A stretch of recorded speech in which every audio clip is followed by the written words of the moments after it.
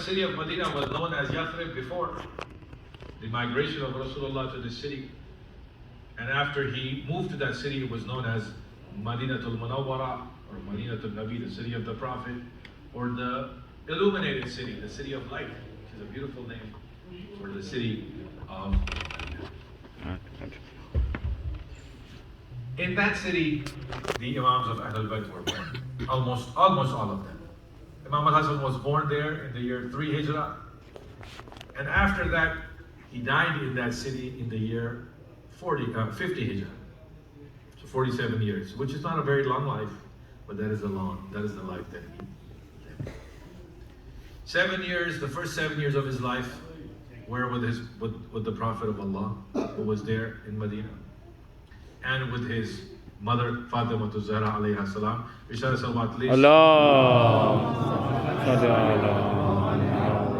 After that, until the shahadat and the martyrdom of Amir al-Mu'mineen, Imam Hassan traveled around the Muslim land and the Muslim world. He went to Kufa, and he was also living in Kufa before Amir al-Mu'mineen was killed there.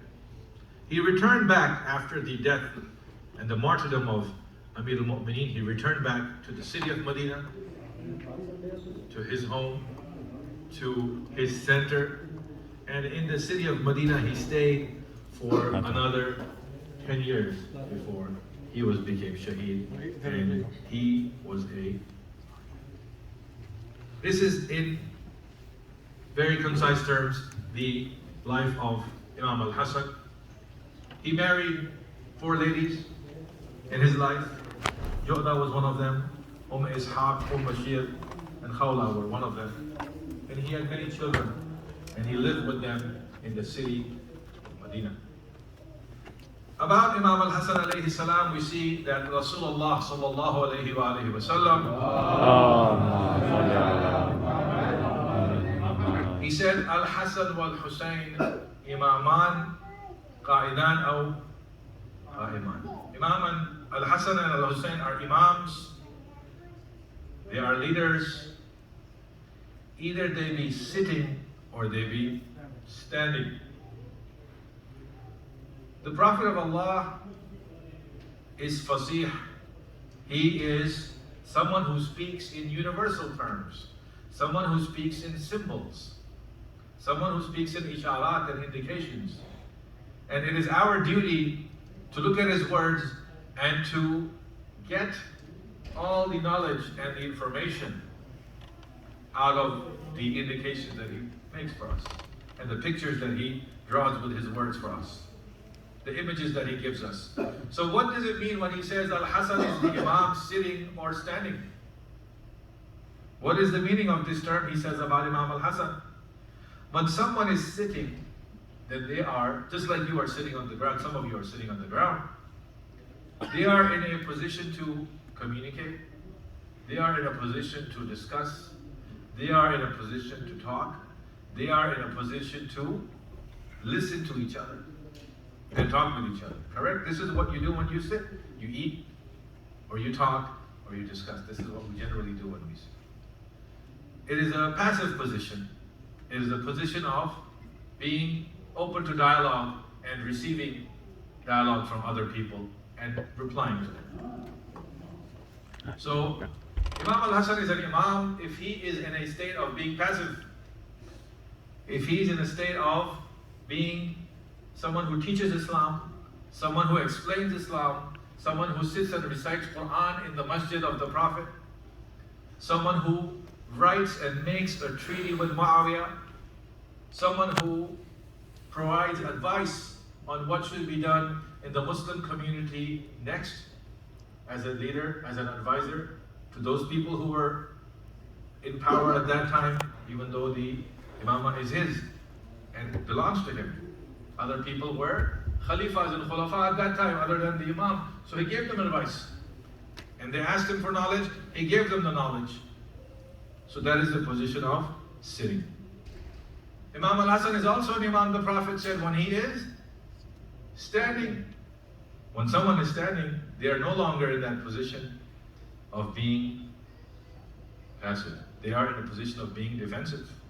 They can also be in a aggressive position. The word qa'im in Arabic means someone who doesn't just stand, but someone who establishes something. Waqimus salat. Establish the prayer. Meaning, the word is the same word as qiyam and standing, even though in prayer you are standing and sitting and doing other things other than standing, but the way that Allah subhanahu wa ta'ala is using the description of establishing prayer, He says, make the prayer stand.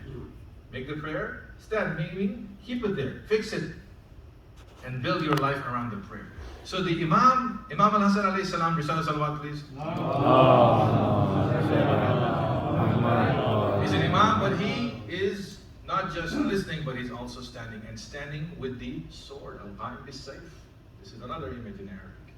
As someone who stands defending Islam, someone who stands against the attacks of the enemy, and again defends Islam by attacking them if they are attacking. Imam al-Hasan had many campaigns, military campaigns. This is what we don't pay attention to. When we think about jihad and war, we always think about Karbala and Imam Hussein, which is true, which was a defense, really. Karbala was a defense of a man's family and home. Karbala was not a military campaign. Karbala was not a war from the side of Imam al-Hussein. When he got to Karbala, he said, whose land is this? They said, it belongs to Banu Asad. He said, call them here. When they came, he said, how much is this? They gave him, they gave him money, he gave them money, and he purchased that land. So that land became his own house. It belonged to Imam al-Hussein. Karbala was the property of Imam al-Hussein before he was killed. So he was defending his property and his home from invaders and attackers. That is what Karbala was. Imam al-Hasan, on the other hand, was in many different battles, was in many different campaigns with Amir al-Mu'mineen. He was in Jamal, he was in Siffin, he was in Nahrawan. In all these three battles, he was there fighting and commanding the army under the command of Amir al-Mu'mineen Ali ibn Abi Talib alayhi salam. So he's an Imam if he is making a treaty with Muawiyah afterwards, or he is an Imam if he's silently teaching in Medina. The Imamate is something that doesn't go away from him, doesn't disappear from him, no matter what position he is in. So this is one explanation. The other thing that the Prophet of Allah told us about Imam al-Hasan is Al-Hasan wal-Hussein, Sayyida Shababi, Ahl-e-Jannah. Al-Hasan and Hussein are the leaders, are the chiefs, are the Sayyid of those people who are the youth of Jannah. Now the question says, are other people leaders of other people in Jannah? Are other people leaders of the old people in Jannah? No. Jannah has no old people. There's no kuhul, there are no old people in Jannah. All of us, no matter when we go, in what age we go, and how we go from this dunya, inshallah we enter Jannah. When we enter into Jannah, we return back to youth.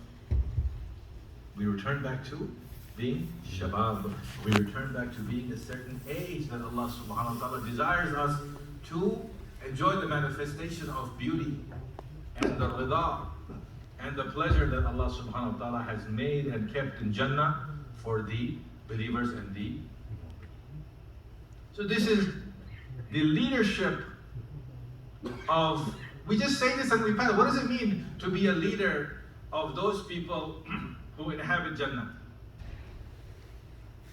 What does it mean? When we think of Jannah, we think of one thing.